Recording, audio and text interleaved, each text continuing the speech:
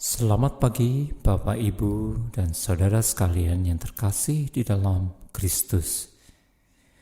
Merupakan sebuah kebahagiaan bagi saya, Agustia Ramastia, untuk menyapa Bapak, Ibu, dan saudara sekalian di pagi hari ini, 8 Januari 2021, melalui sapaan dan renungan pagi GKI Salatiga. Sebelum memulai renungan ini, saya akan mengajak Bapak, Ibu, dan saudara sekalian untuk mengawalinya dalam doa. Bapa kami yang bertata di dalam kerajaan surga, kami mengucap syukur atas hari baru yang Tuhan berikan kepada kami. Terima kasih bahwa Tuhan telah memimpin kami di sepanjang 8 hari di awal tahun 2021 ini. Bila sebentar lagi kami akan merenungkan apa yang menjadi sabda Tuhan di dalam kehidupan kami, kiranya bukakan mata hati dan pikiran kami, sehingga kami mendengar, kami melakukan apa yang menjadi kehendak Tuhan di dalam kehidupan kami. Di dalam nama Tuhan Yesus, Juru Selamat dan Penebus kami hidup, hamba-Mu berdoa. Renungan pada pagi hari ini berjudul Beriman di Tengah Goncangan Ekonomi, yang saya ambil dari Santapan Rohani edisi Januari 2021. Dampak wabah COVID-19 terhadap perekonomian dunia sangatlah dahsyat. Pada triwulan pertama 2020, resesi telah melanda Singapura, Hong Kong, Uni Eropa, Tiongkok, dan banyak negara lainnya. Pemutusan hubungan kerja dan jumlah pengangguran juga meningkat. Di Jakarta saja, sekitar 500.000 pekerja telah terkena PHK. Badan Perencanaan Pembangunan Nasional atau Bappenas memprediksi pada tahun 2021 angka pengangguran dapat menyentuh 12,7 juta orang. Situasi sulit ini juga berimbas kepada orang Kristen di mana saja. Banyak dari kita mengalami pemotongan gaji hingga dirumahkan. Tentu semua ini tidak mudah.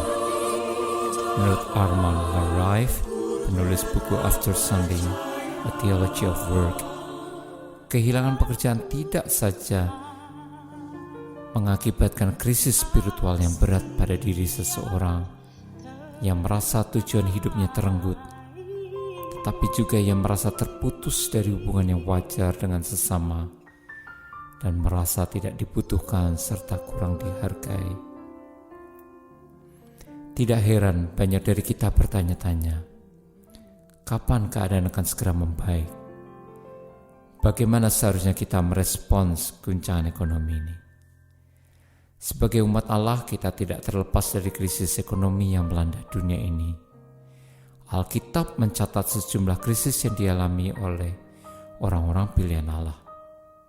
Abraham harus pergi ke Mesir karena bencana kelaparan di tanah Negeb dalam Kejadian pasal 12. Ishak juga mengalami hal yang sama pada masanya, sehingga ia pergi ke Gerar dalam Kejadian pasal 26. Anak-anak Yakub pergi ke Mesir untuk membeli gandum karena terjadi kelaparan di tanah Kanaan.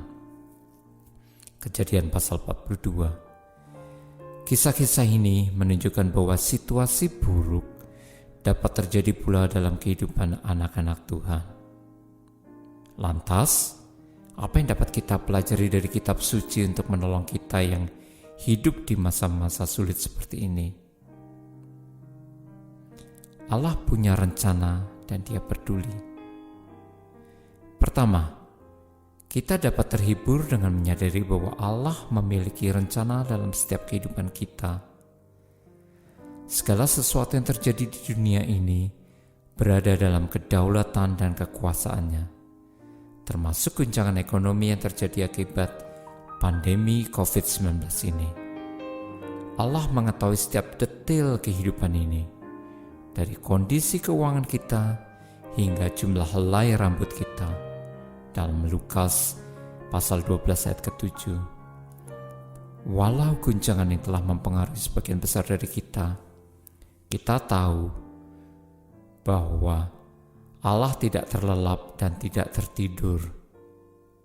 Mazmur 121 ayat 4. Kebenaran ini memberi kita sukacita dan kekuatan untuk terus mempercayainya. Kita tahu bahwa Dia sanggup menolong kita melewati guncangan yang ada. Allah juga berjanji akan memenuhi segala kebutuhan kita menurut kekayaan dan kemuliaannya dalam Kristus Yesus. Filipi pasal 4 ayat 19. Kita perlu hidup bijaksana dan bertanggung jawab. Kedua, saat mengetahui bahwa Allah masih memegang kendali dan memelihara kita ditolong untuk hidup dengan bijaksana dan bertanggung jawab. Rasul Paulus mengatakan, perhatikanlah dengan seksama bagaimana kamu hidup. Janganlah hidup seperti orang bebal, melainkan seperti orang arif. Dalam Efesus pasal 5 ayat 15. Kesulitan ekonomi telah mendorong kita untuk mengatur keuangan dengan lebih bijaksana. Mungkin secara lembut Tuhan mengajak kita melihat kembali bagaimana kita mengelola hidup, keuangan, dan prioritas kita selama ini. Rasul Paulus memberitahu kita bagaimana ia dapat belajar mencukupkan diri dalam segala keadaan. Karena segala perkara dapat kutanggung di dalam Dia yang memberi kekuatan kepadaku. Filipi pasal 4 ayat 11 sampai 13. Guncangan ekonomi dunia saat ini memang tidak mudah bagi sebagian besar dari kita, tetapi Allah berjanji tak akan membiarkan dan meninggalkan kita. Dalam Ibrani 13 ayat 5. Meskipun kita sulit melihat jalan keluarnya sekarang, Dia akan menolong kita dengan cara dan waktu yang dikehendakinya. Sebagaimana Allah telah menyelamatkan jiwa kita dengan ajaib, Dia teramat sanggup untuk menguatkan kita supaya kita tetap beriman di tengah guncangan ekonomi yang sulit ini. Tetaplah berserah, beriman, dan berpengharapan kepada Tuhan, karena Dia akan memberikan jalan keluarnya. Marilah kita mengakhiri renungan pagi hari ini dengan berdoa.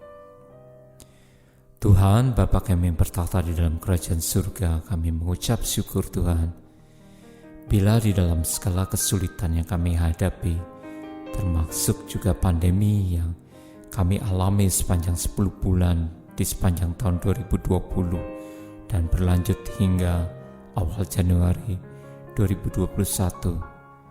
Tetapi Tuhan tetap memimpin kami. Tuhan tetap memelihara kami melewati segala kesulitan. Dan juga bila kami khawatir akan kehidupan perekonomian kami, akan perekonomian dunia yang porak-poranda, kami percaya bahwa Tuhan juga tidak tinggal diam. Tuhan bekerja. Waktu Tuhan bukanlah waktu kami, tetapi bahwa Tuhan memelihara, Tuhan mendengar, Tuhan berempati, dan Tuhan akan memberikan jawaban. Kiranya boleh memberikan kami pengharapan, sehingga kami bukan khawatir, takut, kami hidup sendiri, tetapi kami boleh percaya, kami boleh beriman bahwa Tuhan hadir dalam kehidupan kami, dan Tuhan senantiasa berada beserta kami. Kami berterima kasih Tuhan bahwa Engkau tetap memelihara dan menjaga kami.